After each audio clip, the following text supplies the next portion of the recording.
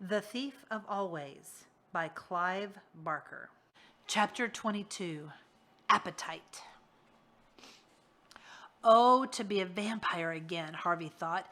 To have claws and fangs and a hunger for blood upon him like the hunger he'd had that distant Halloween. The hunger he'd turned from in disgust. He wouldn't turn from it now. Oh no, he'd let it swell the beast in him so he could fly in Hood's face with his hatred razor sharp. But he wasn't a beast. He was a boy. It was the vampire king who had the power, not him.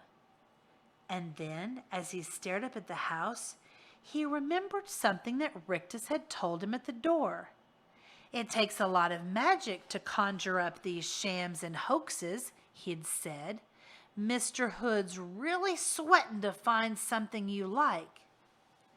Maybe I don't need fangs to suck him dry, Harvey thought. Maybe all I need is wishes. I want to talk to Hood, he told Rictus. Why? Well, maybe there are some things I'd like, only I want to tell him about them personally. He's listening, Rictus said, glancing back toward the house. Harvey scanned the windows and the eaves and the porch, and there was no sign of any presence. I don't see him, he said. Yes, you do, Rictus replied. Is he in the house? Harvey asked, staring through the open door. Haven't you guessed yet? Rictus replied. He is the house. As he spoke, a cloud moved over the sun. The roof and walls darkened, and the entire house seemed to swell like a monstrous fungus. It was alive. From the eaves to the foundations, alive. Go on, Rictus said. Speak to him. He's listening.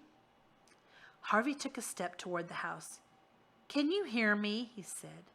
The front door swung a little wider, and a sighing breath from the top of the stairs blew a cloud of Jive's dust out onto the porch. He can hear you, said Rictus. If I stay, Harvey began. Yes, said the house, making the word from creaks and rattles. You'll give me anything I want? For a bright boy like you, came the reply. Anything. You promise on your magic? I promise. Just say the word. Well, for a start, yes. I lost my ark. Then you must have another, my lodester. The Hood house said, bigger, better. And a board of the porch folded back as an ark 3 times the size of the first one rose into view. I don't want lead animals, Harvey said as he walked toward the steps. What then? Said Hood. Silver. Gold? Flesh and blood, Harvey replied. Perfect little animals. I like a challenge, Hood said. As he spoke, a tiny din of bellows and roars rose from the ark, and the little windows were flung open, and the doors flung wide, and 100 animals appeared, all perfect miniatures. Elephants, giraffes, hyenas, aardvarks, doves. Satisfied, said Hood. Harvey shrugged. It's okay, I suppose, he said. Okay, said Hood. It's a little miracle, so make me another. Another ark? Another miracle. What would you like? Harvey turned his back on the Hood house and surveyed the lawn. The sight of Mr. Griffin watching with puzzlement inspired the next request. I want flowers, he said, everywhere, and I don't want 2 alike. What for? Asked Hood house. You said I could have whatever I wanted, Harvey replied. You didn't say I had to give you reasons. If I have to do that, then all the fun goes out of it. Oh, I wouldn't want that, the Hood house said. You must have fun at all costs. So give me the flowers, Harvey insisted.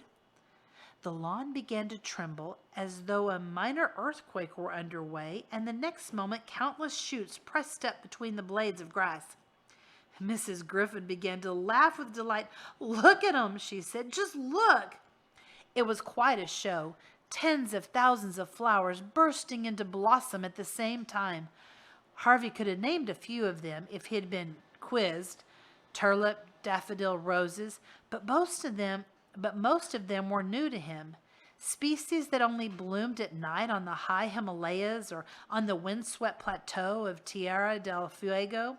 Flowers with blooms as big as his head or as small as his thumbnail.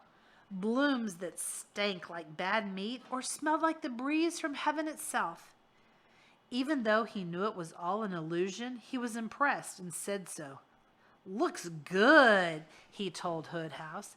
"Satisfied?" it wanted to know. Was its voice a little weaker than it had been earlier, Harvey wondered? He suspected it was. He showed no signs of that suspicion, however. He simply said, "We're getting there." "Getting where?" said Hood House. "Well," said Harvey, "I guess we'll know when we arrive." A low growl of irritation came from the house, shaking the windows. One or two slates slid from the roof and smashed on the ground. "I'm going to have to be careful," Harvey thought. "Hood's getting angry." Rictus echoed that thought. "I hope you're not stringing Mr. Hood along," he warned, "because he doesn't like that kind of game." "He wants me to be happy, doesn't he?" Harvey said. "Of course."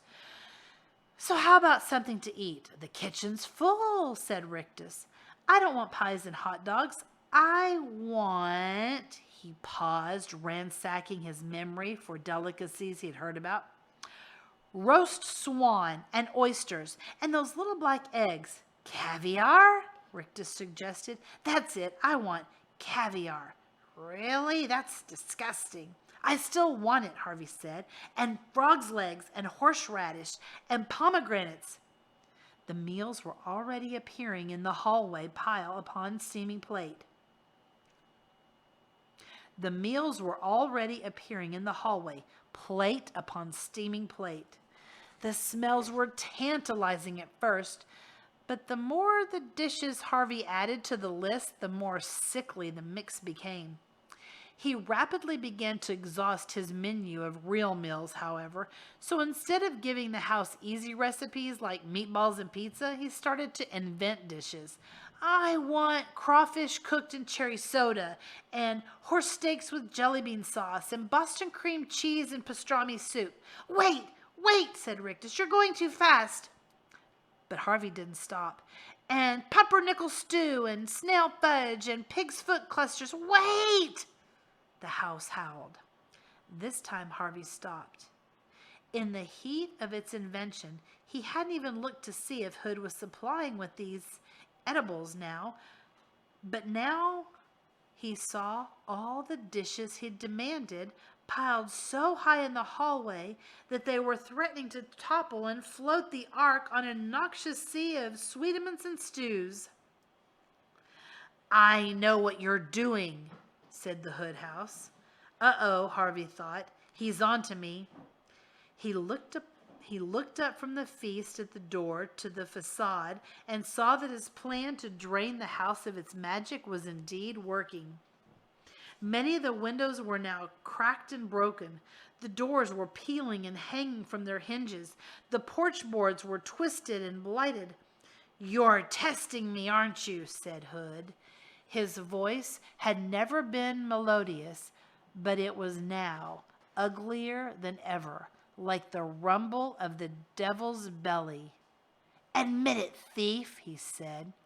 Harvey took a deep breath and said, "If I'm going to be your apprentice, I need to know how powerful you are."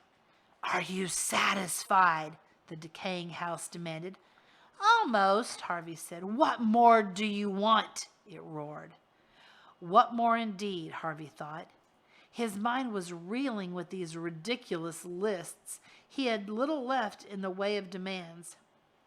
"You may have one final gift," the Hood House said, "one final proof of my power. Then you must accept me as your master forever and ever. Agreed?" Harvey felt a trickle of cold sweat run down his spine. He stared at the teetering house, his mind racing. What was left to demand? Agreed, the house boomed. Agreed, he said. So tell me, it went on, what do you want? He looked at the tiny animals around the ark and at the flowers and at the food spewed at the door. What should he demand? One final request to break Hood's back, but what? What? A gust of chilly wind came from the direction of the lake. Autumn could not be far off.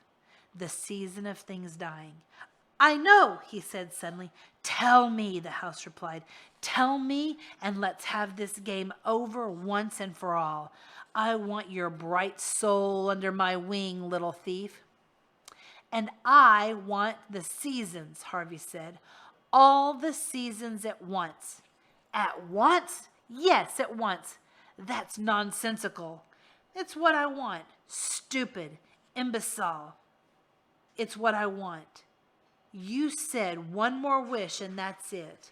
Very well, said Hood. I'll give it to you. And when you have it, little thief, your soul is mine.